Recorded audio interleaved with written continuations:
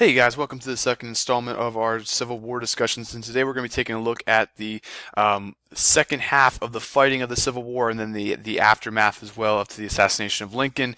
And we're going to start by taking a look kind of where we left off with, if you remember back to our first part of our video with the Civil War, we kind of broke it up into some major points where the North's strategy was to be offensive and to basically cut off the head of the South's economy by using the Anaconda Plan to smother them and to strangle them and to make them break economically. And the South was following a strategy of basically a defensive offense or an offensive defense, that is to say, where they're basically just trying to maintain and hold out long enough, much like George Washington, in order to make the Union eventually just give up and go home. And it was very successful for the Union in the first half of the war. But what we're going to see today is that over the course of the next couple of years, from 1863 to 1865, that changes. And a lot of the precedents for this, or the reason for this, is the South is relying on a few major key elements that are not going to hold up for them. They're banking on the fact that the Union is not committed to the war. After the emancipation, that is no longer the case. They are full-fledged in the war to preserve the Union and to free the slaves. They are banking on the fact they're going to be able to get Britain and France into the war to support their cause. However, they will not do that. They will be on their own. And they're basically holding off on the fact that they can maintain with the overriding power of their generals over the generals of the North. But as some of them for the South are being killed in battle, it kind of brings them back to a more kind of even playing field, to where the Confederacy is now really starting to feel the pressures economically, and that will impact them militarily as well. So if we look here, and what we mentioned a little bit in the last section or the last video, and this is going to maintain and hold true for the second half of the war, but even more so be intensified, is that Lincoln will create what's known kind of as his war machine. And using the industry, the factories of the North, the railroads, they're able to produce so much more equipment to go along with the large amount of manpower that they have over the South, and that is what's going to majorly carry the North over the South in the end. And if we look here, just kind of some examples of this, their Navy is 25 times stronger than that of the South's. Their iron production, so their factories run 15 times stronger than the South. They create over 30 times more weapons and firearms than the South does. And to go along with that, with the Anaconda Plan, the South is not bringing any new sources in, so they are basically trying to maintain and preserve as much as they can, but they are not producing at the same quality or the same rate as the North is. So after a quick victory at Chancellorsville, Robert E. Lee is going to switch strategies. And in 1863, in July, he is going to attack the Union for the first time. And his reasoning for this, or his thinking behind this, is that the Union has been losing in the North. He has been very successful as a Southern general in battles like Antietam and Fredericksburg and so forth, that now he wants to take it really to the Union. He wants to crush their morale and end the war. He believed that if he won here, it would be a way to show the North that the South was dominant, they were not going to surrender, and that it was futile to continue fighting. So he believed this was a way to end the war completely. However, it proved to be the turning point. He was halted at the battle. They are never going to again attack the Union soil, and it creates a long line of Confederate defeats in the North as well as what's happening in the South, and becomes a huge advantage for the Union Army. In the same year then, in Vicksburg, in Mississippi, in 1863, General Grant is going to be successful in completely cutting off the South from the Mississippi River, and this is going to look very kindly in the eyes of Abraham Lincoln, and he is going to promote him to lead the entire Union Army. So from here on out, General Grant is going to be leading the Union Army, which is very important because it will stop the line of constant turnover that the Union Army had been going through in the first half of the war. So shortly after the Gettysburg Battle, which tended to, I believe, was the most deadly battle in the war itself, a 3-day bloodbath between the North and the South in Pennsylvania, Lincoln is going to give his Gettysburg Address with the famous lines of 407 years ago, our fathers brought forth on this continent a new nation conceived in liberty and dedicated that all men are created equal, really playing on the prior establishments that was set forth by the Declaration and the Constitution. And in this, he's really kind of talking about dedicating for the men and trying to bring about the end of this struggle between North and South and this divide and bring everybody together in a larger sense. And if we break down this address a little bit more, we take a look at that first part again, the 407 years ago line. That is directly making a overture towards the principles founded in the Declaration written by Thomas Jefferson about 80 years prior, showing that slavery was an evil that needed to be ended. He then goes on to talk about to see, why our principles will hold up stronger than other republics that have failed in the past, like the Roman republics.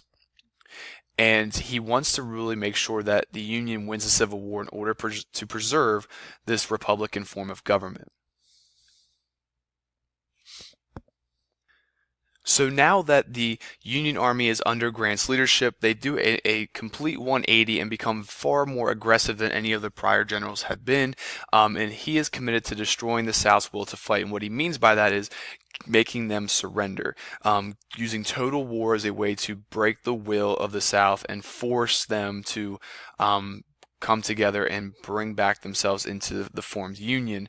And he's going to appoint General William Sherman to lead the Southern campaign, because now that the West is now capped off, there is no Confederacy in the West. That is completely controlled from the Mississippi River westward. So now they're moving eastward, getting closer and closer to the Atlantic Ocean, really kind of taking out those deep southern states that we talked about before, the original ones that had seceded. And Sherman is going to use an idea of total war to destroy everything in the South and emancipate slaves on his way, what he called his march to the sea, moving all the way out to the ocean.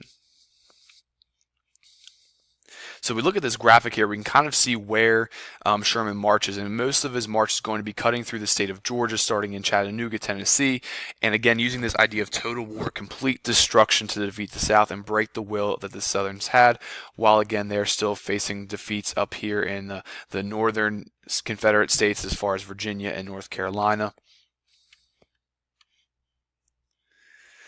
Atlanta is going to be a huge mark for Sherman, because it is going to be the last railroad terminus that's going to be controlled by the South to be taken away.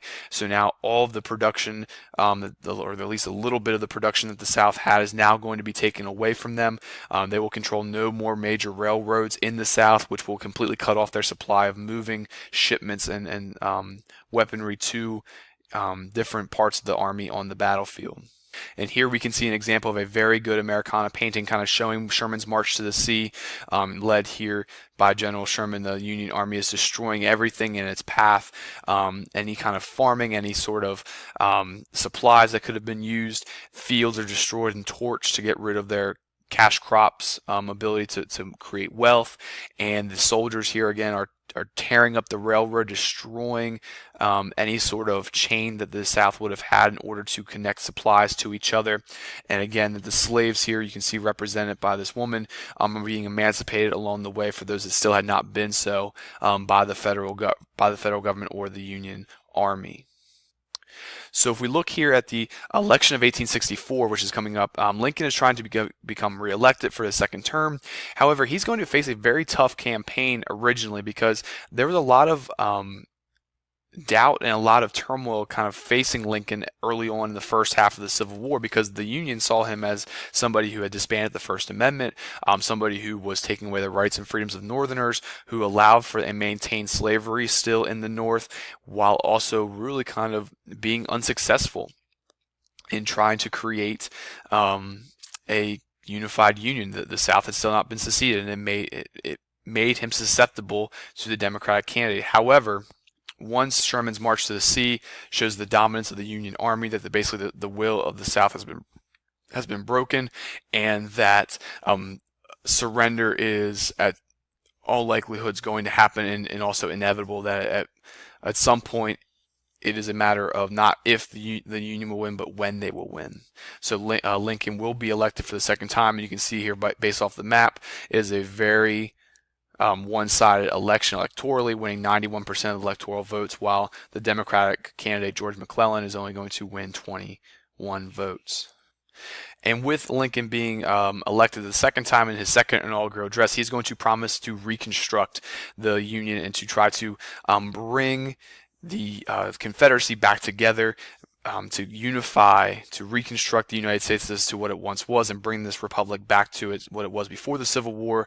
And his famous quote in there is "Malice towards none and charity for all," basically meaning he's going to do whatever he has to be overly soft or compassionate to the Southern states, and to bring them back in easily and not make it a tough transition to get them back into the Union.